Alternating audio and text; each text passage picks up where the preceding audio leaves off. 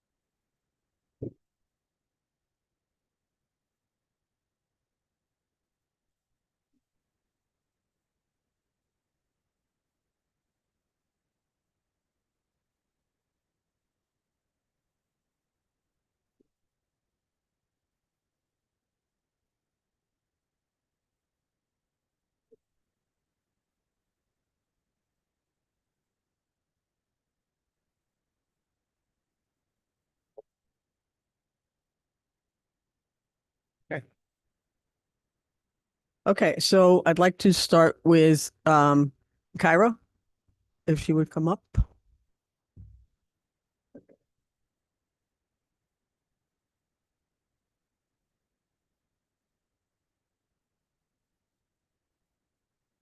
There it is. Huh. Okay, but I'm short. Okay, but I'm short. Okay. Good Lord help us. It doesn't move. Oh, thank you. That's better. Okay, good evening. Okay, so on the report, there is a one big change I want to point out to everybody. So on the bottom of my report, for the homeless, I broke it out into the rooms and the clients because all of a sudden, I have many more clients than we have rooms. So on this report, there's 64 rooms with 96 clients. We're double bunked. I'm in 9 different places. We're out of the county. We had a family, first time in my career, I seen a family of 14. And we had an elderly lady who was lying on the floor for over 13 hours because nobody checked on her. So the hotel motel model is not working.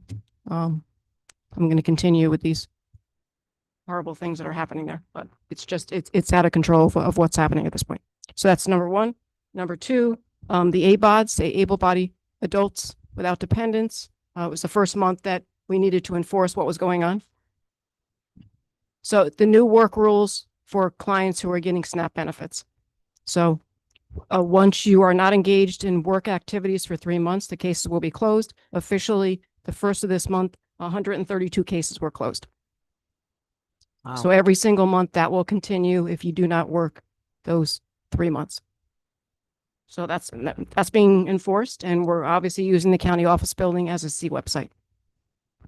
Number three, the typical contract's up for renewal. And I just want you to know from January, so from the beginning of the year to now, well, I'll just ask, anybody have any idea how many phone calls Eva has taken? Any idea of the numbers just from January? You said 3,000? 8,000. Okay. Okay. Well, you're not close. You failed. It's 21,736. Calls. So almost 22,000 from January. And she's 24/7. So that's just a touch in time. It's been pretty amazing. We're hoping, Onondaga County's done many other things with that project. So we're hoping that we can expand that at one point. Questions? Yeah, Kyra, on the homeless population, how many of them are from Greene County? It's interesting. We're certainly seeing an influx up the Hudson Valley as people are looking for different housing options. Most of the families are here from Greene. We're definitely seeing that, but the younger adults who travel, they're going from county to county. Okay, so they're just rotating around trying to find places to shack up. Well, that's an interesting word, but they certainly are rotating through the Hudson Valley. Well, that's exactly what they're doing. Well, So, I mean, you got to call it what you got to call it. We are, but we're certainly enforcing the rules when they're here. My issue is that the hotel motel model just doesn't work. I get that, but we discussed the shelter, and I don't think there's anybody who's wants to do anything with the shelter unless things have changed. These people, they got to get going in their lives. I mean, certainly some can't and are incapable, but there's plenty that are capable, and it's by choice, and that needs to change. And so if we keep giving it to them, it'll never change, is my point. Okay, so nobody's giving anybody anything. Sure they are. You're giving them a place to stay. Okay, so people who are homeless are entitled to that, and there's lots of rules that they need to do. But my issue is that we have 9 different places in a couple different counties. But my point is people from other counties are coming to Greene County, and you're putting them up in a place, and they're not residents of Greene County. Okay, so we are following That's all the rules. Taxpayers of Greene County. Okay, so they're homeless where they're found. That is the rule. And if somebody slept a night in another county, we're taking them back to those other counties. So the team here has done an amazing job. What I'm saying is I can't contain this any longer. We need to look at something different. In the budget, I'm going to be asking Sean for more staff members. I have 2 staff members in there. This is impossible to hold this together.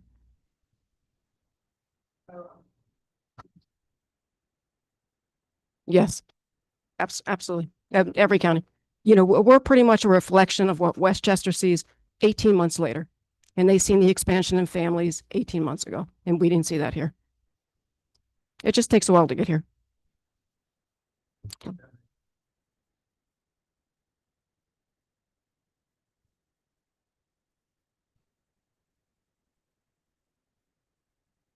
So Kyra, besides a shelter, what do you propose as a solution For this homeless situation? Well, a shelter model would change some of the things that legislator Buelich is talking about. Clients are looking for hotels, motels. Mostly upstate does have hotels, motels, and we're seeing that. As you're going to see more of a squeeze in New York City, you're going to see more people coming to upstate New York. That's just going to happen. The hotel, the biggest difference is the 24-hour supervision. That's the piece that we're missing. Somebody wouldn't have been laying on the floor for 13 hours. Everything that comes in, people are getting the services that they need not particularly of what they may want, but what actually they need to keep them safe. So in that particular situation where the person was on the floor for 13 plus hours, what is their condition? Like, should they have not have been in a nursing facility instead of in a hotel? And I'm just curious what No, that, no, you have to be able to ambulate on your own, but if you get up, you fall out of a bed and you're knocked unconscious and, it takes a while to figure out what's going on. At least if there was somebody else around, realizing that somebody just had an accident, they need assistance. is that what happened? Yeah, it's that somebody needed assistance. And another question I have is as far as the able-bodied people, are they you assigning them to do any work around county properties Mhm. and stuff? The gentleman over there, they've been amazing, and a lot of the clients will go there and help out. Okay, because a few of us have noticed around some of the other properties that there is some landscaping and maintenance that needs to be done around those as well, that perhaps some of these Sure, clients could be They're always, we work with them wherever and, take them out and maybe getting involved with building and grounds to get them Mhm. some work down over at the Veterans Center and down at Yep. the park. they're available to go.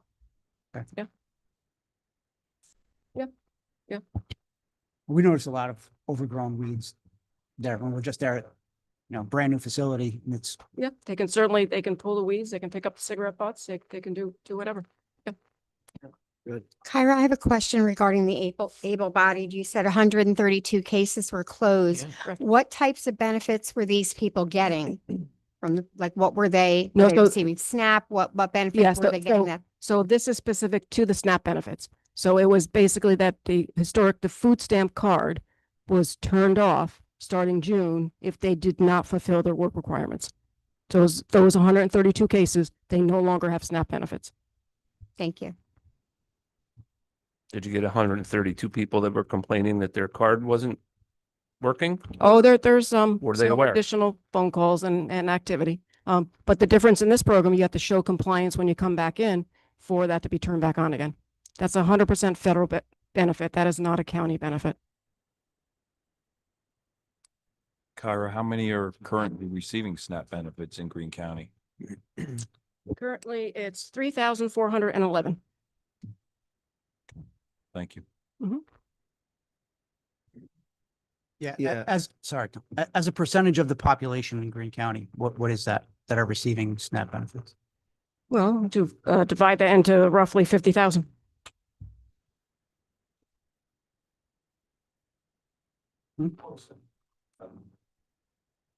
Okay. Thanks. Kyra, what credentials do we check besides them saying they're homeless? Are they citizens of this country, number one? Yeah, to get public benefits because it's federal, state, and local dollars. It has to fulfill all those things. You can't be a fleeing felon or you don't get put up. There's lots of rules that you need to follow. Yeah. The only time that's not checked is during cold blue. There's no questions. There's no application that's filled out. That's the only program where anybody, any human can walk in. Thank you. Anything else? Anything else? Thank you, Kyra. Amanda, I'd like to have you come up.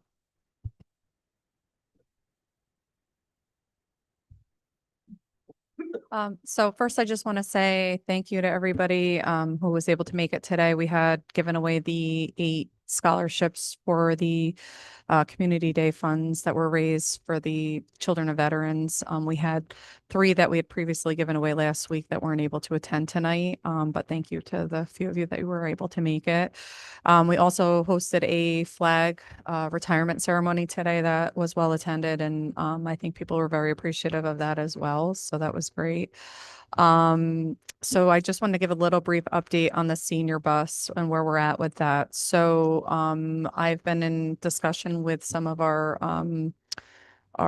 agency partners that we have, and the healthcare consortium has offered to take on the senior bus for us.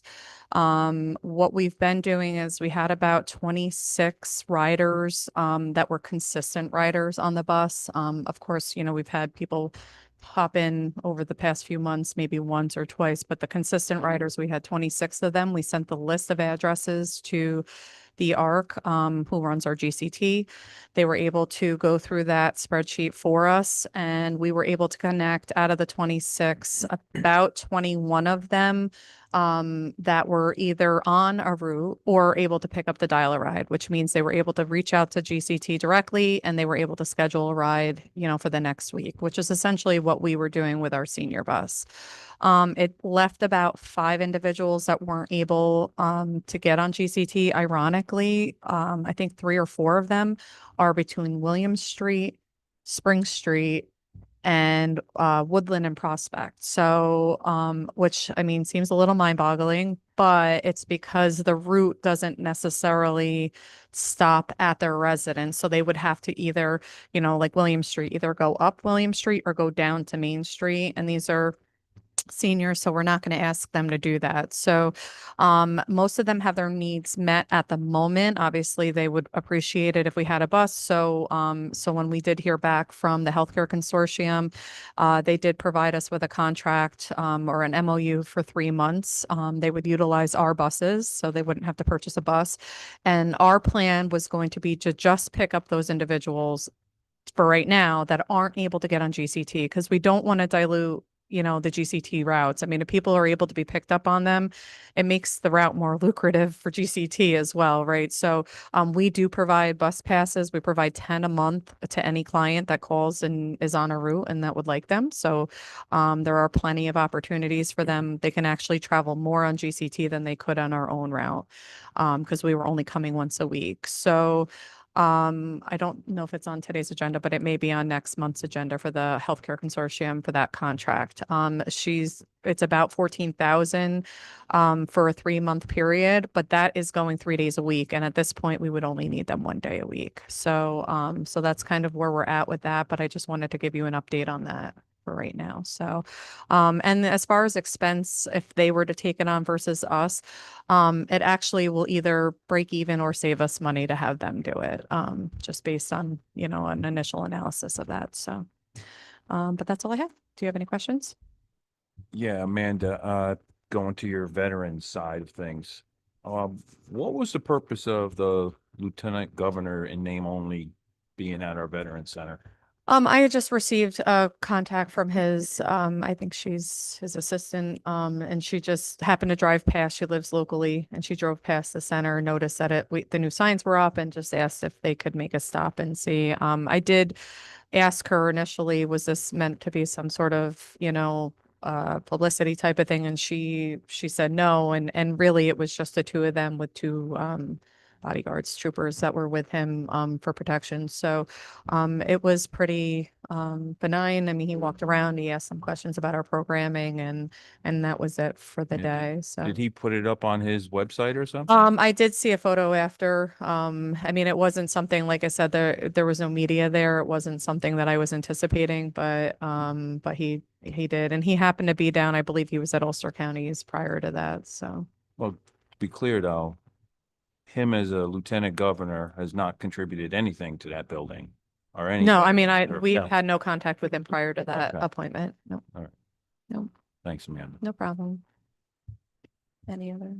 Yeah, so Amanda, I'd just like to congratulate you and your staff on a successful senior prom Oh, thank event you. that you guys had. We've received a lot of positive feedback Yeah. about that and looking forward to future events that you guys. It was humbling to see. So Friday night we hosted we had about 48 people, reserve seats for the prom, and about 20 kids, our staff and some staff from the high school. It was wonderful. I mean, the adults that were there, the seniors that were there had a wonderful time. Some of them even asked to speak on the microphone to say thank you to the children and how wonderful it was. The kids danced with them. They were the photographers, they were the DJs, they served the food. It really was a great experience, and they couldn't say enough about, they made all the decorations, they helped set up. It was great. I mean, we didn't get out of there till almost 10, but it was a good night, so it was great. Thank you. Appreciate that. Anybody else? Anything else? Okay. No. Next up, Tyler. Good evening, everybody. Just wanted to brief real quick on a new property tax exemption that was just passed for veterans who are rated 100% permanent and total by the Department of Veterans Affairs. So this actually started back in around January, where they tried passing a botched exemption once before, and the language was so exclusive that almost no veteran that I've ever seen in the 7 years of doing this would ever be entitled to receive. So recently they fixed some of the language and have passed a law where a veteran who is receiving that 100% permanent and total status from the VA will be exempt from all property taxes. Now, this is looking likely like it'll be a local option, so towns will have to opt into this. So there may be some advocating on our parts for it. But as a whole, it should be pretty insignificant to the amount of people. I think the last number I saw was like 114 veterans in all of Greene County who would be eligible for this. So there's really not that many, but it's definitely a big help for some of these veterans who are completely disabled and could use the extra assistance. So I don't know too much now, but I'm filled in weekly from the Department of Veteran Services. They give me updates and stuff, and I'm sure Ray's a good source as well. But if you have any questions or anything, feel free to reach out to us and we can get anything answered for you. But And then if you have anything, just send it out to all of us so that everybody's operating off the same page. absolutely. Yeah, I know Ray was looking to find out what the language was. Yeah, so With that. I know now it's they have to be 100% permanent and total. It would be from what we see now, it'll be for wartime era veterans. So veterans that don't fall in during a wartime era would not be eligible. And the disability has to be service related. Absolutely, yeah. Right. If they're rated by the VA, that means it's service connected. So it has to be a 100% service connection by the Department of Veterans Affairs. If it's not that, then it's not included. So it has to be a very specific rating they receive. So, yeah, like I said, I mean, if anyone has questions now, feel free to let me know, or if not, if anything comes up, give me a call or an email, and we can get that answered for you. That's all I got. Tyler, how are the bricks coming along? The bricks are good. We're still getting some applications in for the bricks. We've gotten a few. I think we got some today actually when we had our event. So we have those coming in. I know that for the actual, I mean, we're working on the plans, right? Yeah. So we're just waiting right now on the quote from the landscaper to do the work. We've sold about $25,000 worth of bricks to date. So it's over 200 at this point. And they're, like Tyler said, they're still coming in regularly. So we're not, even though we've officially cut the deadline off, we're still allowing them up until we have a quote and we're ready to start the work, and then we will order the bricks. We had talked earlier about what the percentages that we would retain of the revenue out of the 25,000 that we brought in, and it'll be more than 50%. I don't have an exact number because every brick is a little bit different based on if they got extra logos, size, all of that stuff. But it'll be more than 50%, so we'll be able to retain that to put towards the project. And then the design of the memorial, do you have it? So we have a preliminary drawing. I don't have it here already, but I think we had shown it when we originally discussed this, but that's what we're going with as far as the design, at least for quoting purposes. And then we would present it here with the contract, and, a decision would be made on it at that point. The plan is to do a paver inlay floor, with some sort of either hexagon or some sort of, decorative shape. And then a wall that would be about 5 feet tall, could be a little bit less than that, about 12 feet long is what we were looking at. And it would list every approved wartime era by the VA. So we know there's a lot of operations and all these other specialty assignments and things like that would qualify somebody as a wartime era veteran, but those are not, we're just going with the ones that are the VA approved wartime eras. I believe that there were I want to say that there are 12 of them, if I'm not mistaken. But the option is that we'll put a placard for each of the wartime errors, and then the whole back side of the wall will be vacant. So if there's additional wars that are added along the way, or recognized that maybe were in the past, we would be able to put a placard on the back to represent those as well. So that's kind of where we're at with it, but we are also planning to try to use the residual sandstone that was from the Justice Center project. So there was some leftover stone as well. So we're going to try to repurpose that. I can email out that preliminary image. Yeah, I think that would be helpful for all of us, just so we have some general idea. Yep. Legislator True had brought an idea forward about installing a new flagpole with a larger American flag from that. So I'd like to, maybe either get some price quotes, or Sean, if you can look into something like that. We're looking for one of those large flags, something I had asked for, next to our tourism building, but Legislator True brought up that it would be really nice to be at the point. Yeah. Like the camper world one? Right. Okay, Yes. yeah, yeah. And I know that's something, I know Craig originally was looking into that. There is some concern, I mean, obviously that's got to be concreted in the ground. And there was some concern about the floodplain and the water table there. That'd be my So, next question. so that was the only thing that, I mean, something of that statute may not, I mean, we can look into it certainly, but, I I mean, want to be careful with the proportion of the flag and pole to the monument Right. below. Right, The monument is the focal point. right. right. Correct. So I'm sure there's Well, we want a varying decent, sizes. right, Yeah, we want a decent Yeah. flag, but yeah, we don't want a 3 by 5 foot Right. flag. Right. I get that. but I think we also have to look at, because it does flood down there. Yeah. So, Yeah, that was already taken. So the spot that where it is Well- is it is a high point at it the is, point. that's been so- underwater. Yeah, I mean, unfortunately, I think most of that at one point or another, right, during some of the bigger floods was underwater, but I don't anticipate, I mean, the nice part about even the way these bricks work is that if something were to get damaged, or they're very easily we can replace them easily. Yeah, I understand So, that. and we would do that obviously at no cost to the family, but we can look into Yeah, that. sure. And I can add that to the proposal. I mean, like I said, we are working with the landscaper and an architect, but I mean, that'll be something that would have to be probably, I don't know if he would be able to do that, but we would find somebody that. Yeah.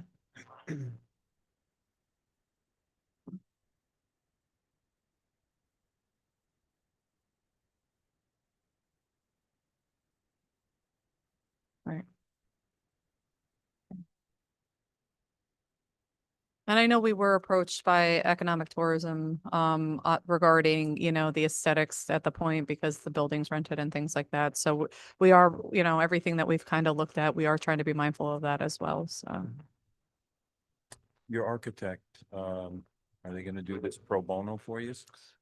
so he's more of a landscape architect, I think. But he's just gonna do it. He's a veteran, so he was just gonna charge us whatever his labor was to actually do the install. So we sort of give. He's gonna build a wall too. He will build the wall too, yeah. So we had given him, so we had these endowment funds of the $50,000. We had given him that as our ballpark for a price range that we were thinking, the project would cost.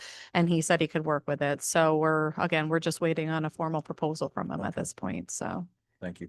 no problem. As I mentioned last week, the accounting for this will come to you next month, because with the brick sales, I'll need to account for the receipting of the revenue as well as the purchase of the bricks themselves. And then if there is residual on the sales, we can revert it back to fund balance for a later expenditure at a later date. The three types of flags, just to let you know, is the garrison, post, and storm. Garrison being the largest, I think it's 20 foot by 39 foot. That's what Sherry wants. Post flag is 10 by, I want to say 19. I'm a little rusty here, but. And the storm flag, which is, I believe, 6 by 10 or 5 by 9.5, just to give you the dimension wise. Those are the three standard. on Yeah, I think any it's more the, military. what's it gonna take to concrete that thing in? Cause Yeah. I think the Well, one I'm at Camping trying to World put is it, I like mean, a, it's a huge sale. probably an here in 18 the or air. 24 inch base. may not be at the tip there, you know, might have to be maybe somewhat in from your, the freight master's building. Okay.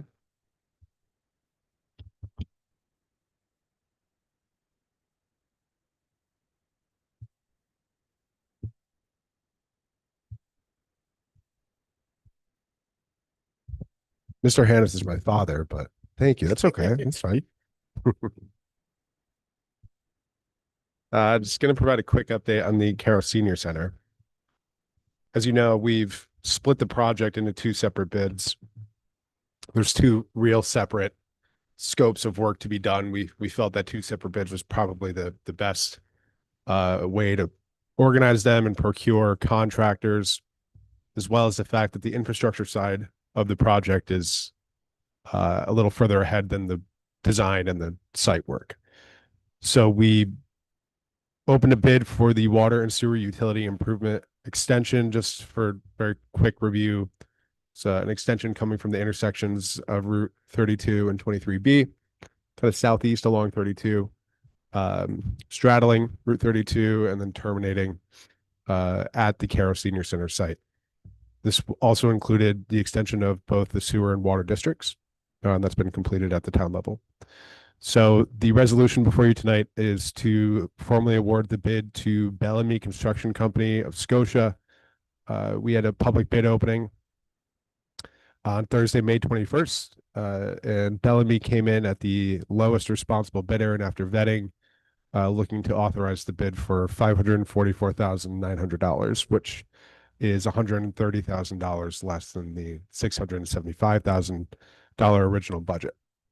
There were two total bids, and with this authorization, we can start getting to work on that side of the job. Whereas we are looking to release the second and final bid on July 1st to be processed through the August cycle.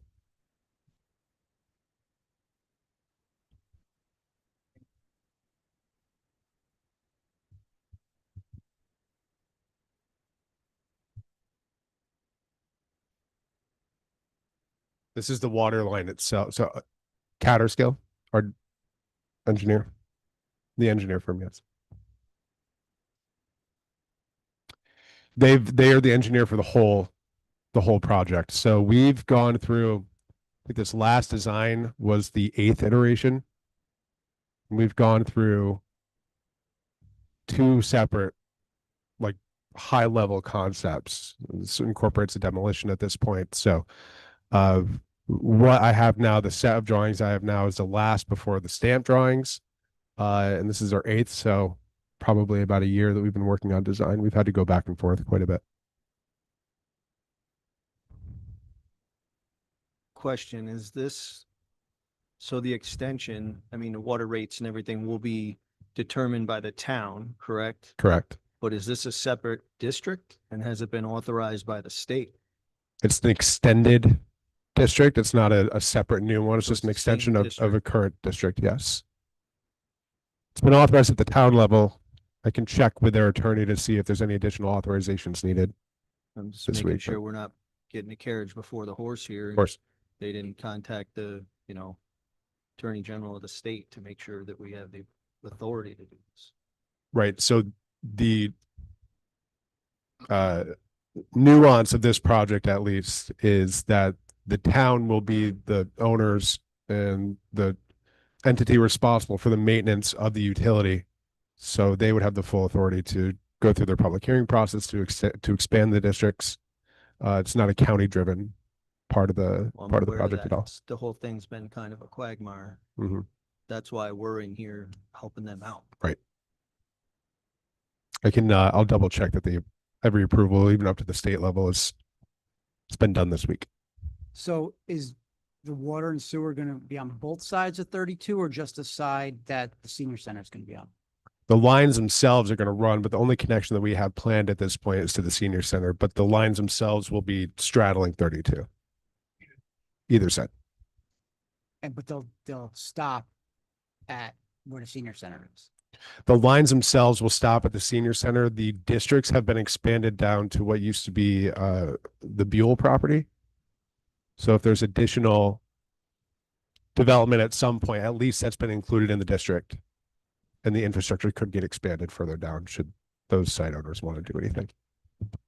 If I remember right, the reason for water and sewer having to come in is because we're putting a commercial kitchen in. Yes. Otherwise, we wouldn't need to do this. Correct.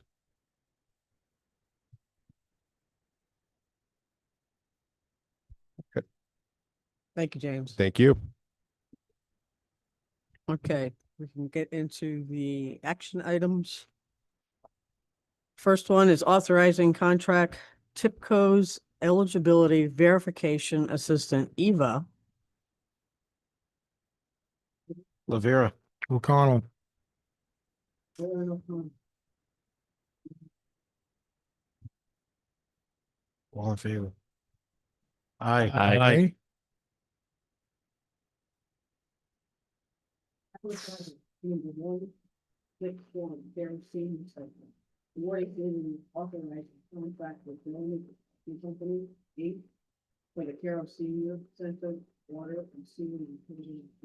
Lennon. Leg. Aye.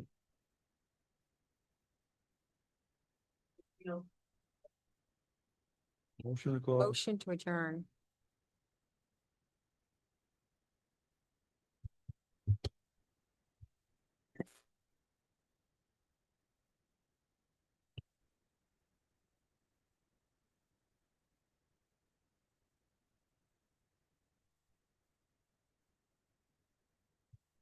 Okay.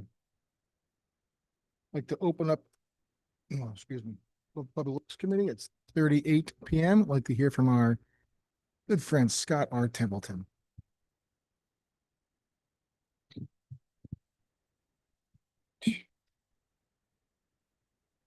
Hopefully I go through quick on the agenda. Starting off with County Route 61 Bridge Project in the town of New Baltimore. That has started. Calderuso Construction has begun. They've done some clearing work. They expect to put in the temporary bridge the second week in July and switch traffic over and start the demo of the existing structure.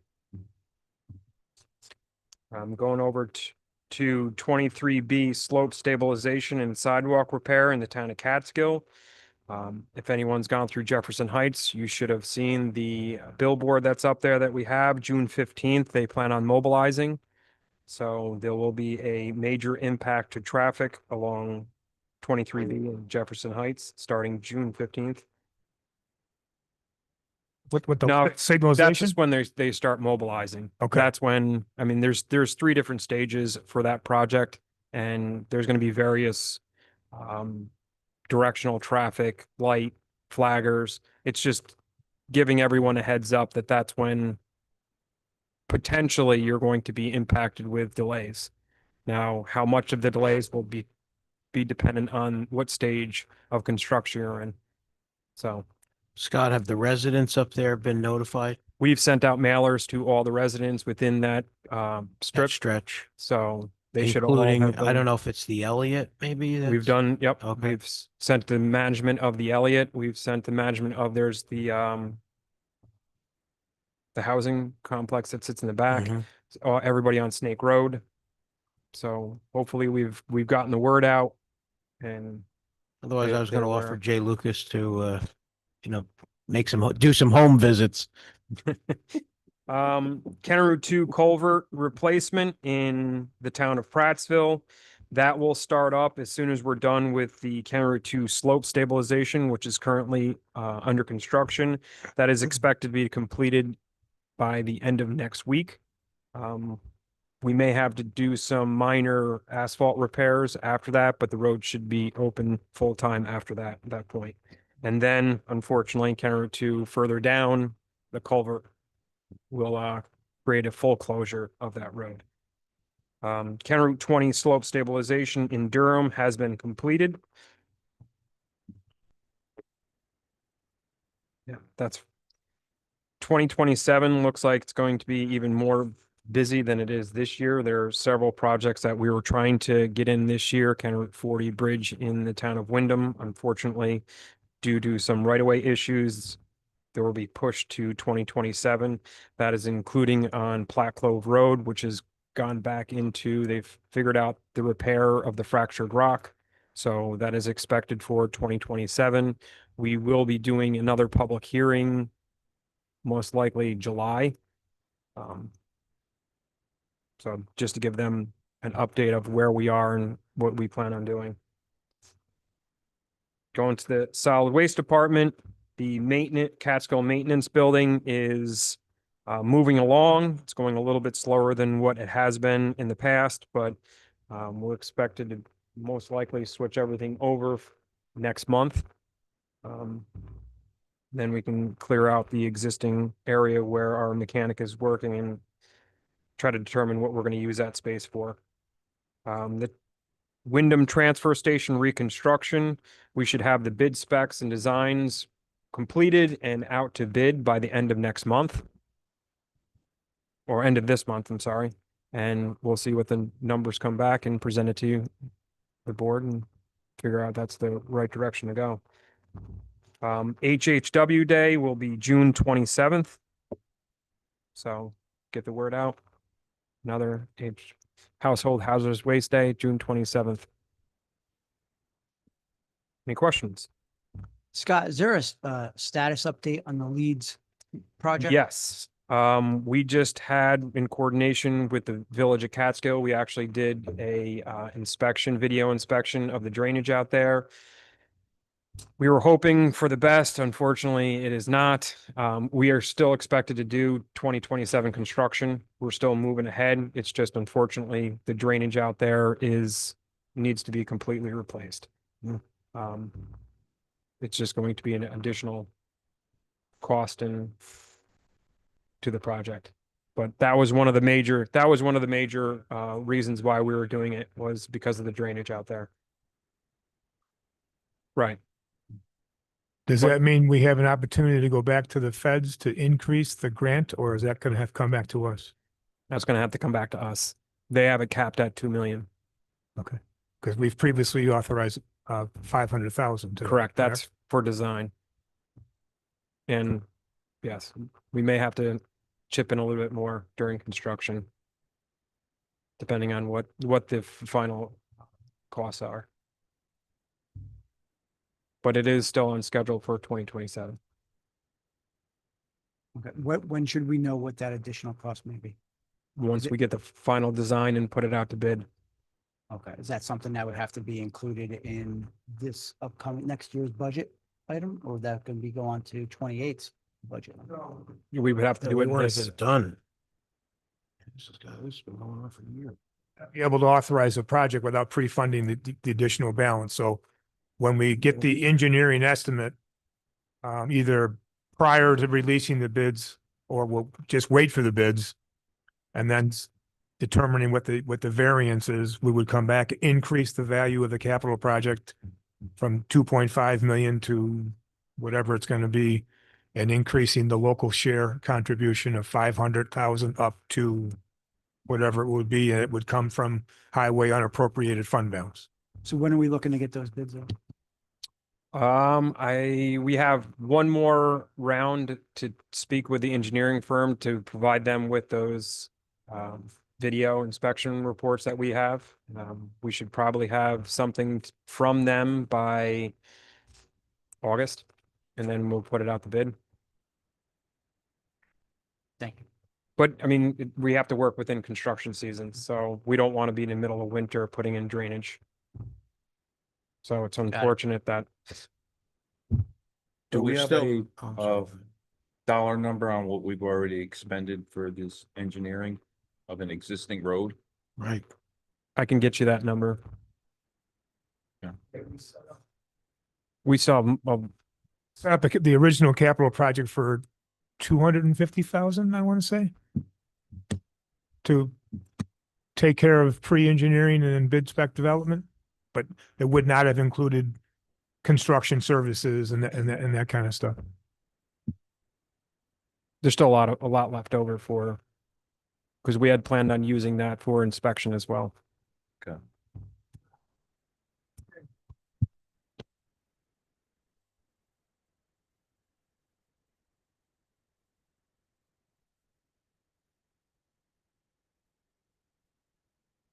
Depends on what if you're talking about local projects or you're talking about state transportation STIP projects, state transportation improvement projects.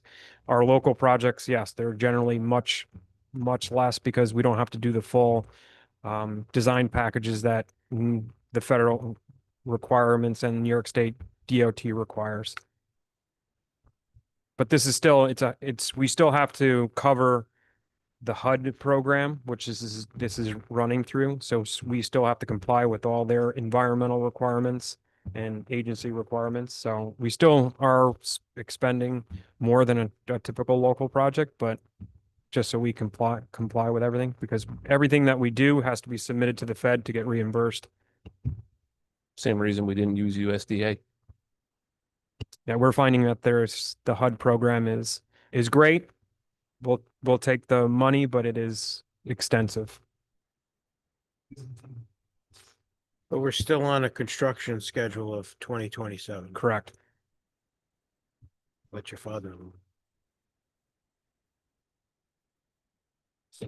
Yeah, I see a lot of projects already started, so Yeah, there's this is the season. paving has started, at least some of the surface treatment that we have planned. County Route 61 in New Baltimore started yesterday. Plans are going into tomorrow, and then depending on our contractors' availability, you'll see throughout the county for the rest of the summer. What's your anticipation of completion? For which one? The Leeds project, 23B, going through Leeds, Main Street. We're expecting one construction season. What's that? One construction season. So you're going down 2027. 27. Right. You figure to be done by the end of 27? Yes. Okay. Thank you. We don't want to go into several seasons. What's that? Yeah, what was that? A couple of people had asked about that house that we had to acquire up on the mountain. Did that? Yes. It's County all Route 40. Great. That's all straightened out. Yes, we are going to be receiving right-of-way clearance for that project, so that'll be going out to bid, and we're hoping to at least demo that structure this year, so construction for the bridge itself can commence in 2027. But that's a STIP project that goes through the DOT, New York State DOT. But we have acquired that. Everything is right-of-way clearance has been completed. Is that We did not. No, that's Rent the house for some old people? that has not been determined at this time.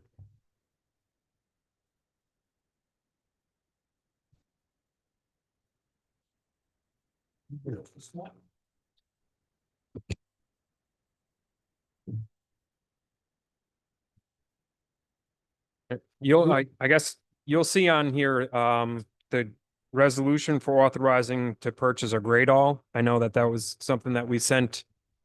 That. Ms. Pat, Carrie. I'll pass it off to you and you can. Yep, Patty's gonna handle that one. I'll concede my time to, Scott, that's just rear wheel drive, that great all? It's not a 4x4? correct. Okay.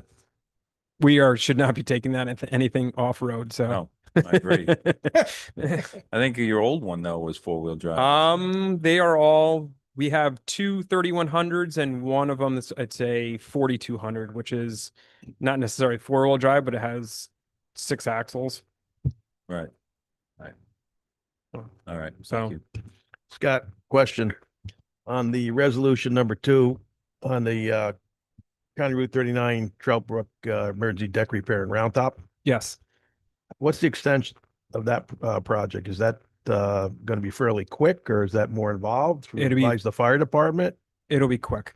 It's the joint repairs. So the approach joints, Okay. some of the material is popping out of it and we have to replace it. It's cutting off the metal and replacing some of the concrete. Do you anticipate closing the bridge? No, No. Okay. staged construction. Thank you.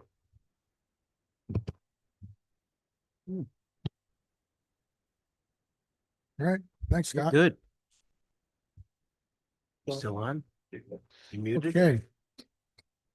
We got 5 action items tonight. First one, authorizing the county highway and solid waste superintendent to advertise for bids for abrasives. Handle. Handle Martinez, all those in favor? Aye. All opposed? That's carried. Accepting formal proposal for emergency deck repair to the County Route 39 Bridge over Chalk Brook Bin 330324 Town of Carroll. Lennon, Aye. Rivera. Lennon Rivera, all those in favor? Aye. All opposed? That was carried. Accepting formal proposal for the repair of the County Route 13 culvert, Town of Lexington. Lennon. Oh, Thornton. Who's it? Leg and Leg. Thornton, all those in favor? Aye. All opposed? That's carried. Authorizing implementation of funding for the first instance, 100% of the federal aid and state Marchicio program aid eligible cost of a transportation federal aid project and appropriating funds therefore. Linger. Handle. Winger and Handle, all those in favor? Aye. All opposed? That is carried. Number 5, authorizing purchase of used 2017 Gradall XL 3100 4x2. Handle. O'Connell. Leg. Leg jumped in too. All those in favor? Aye. All opposed? That is carried. Anything else coming for Public Works tonight? Motion to close. Motion to close. second. And a second.